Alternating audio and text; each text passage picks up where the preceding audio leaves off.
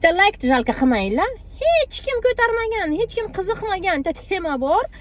Bu stengiga mashinani etib tiqadi-ku, davernising bo'lmasa yoki ana gaydan qochganday bo'lib qoldimi, nimagadir stengiga etib tiqadi.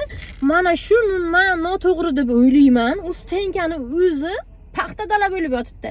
Shuncha pul to'lab stengiga 65 mingmi, 70 ming kuniga to'lab chiqarasan, yana sudi ham cho'zadi, unisi ham, buni ham cho'zadi. Pulini to'layman desang ham iloji yo'q. Nimaga? Hozir hamma joy onlayn bo'lib yotibdi. Shtrafini to'lab ketaversa bo'lmaydimi?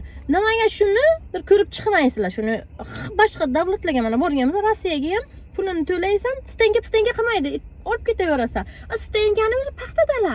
U na tepasi yopiq, tosh, yomg'ir, nima bo'lsa mashina keladi, hech kim javob bermaydi. Kamerasi ham faqat chiqayotgan payti shtrafni to'lashiga bor. Qolgan narsaga yo'q kamera. Mashinang bexavotir emas. Nimaga stenga yetib tiqasizlar?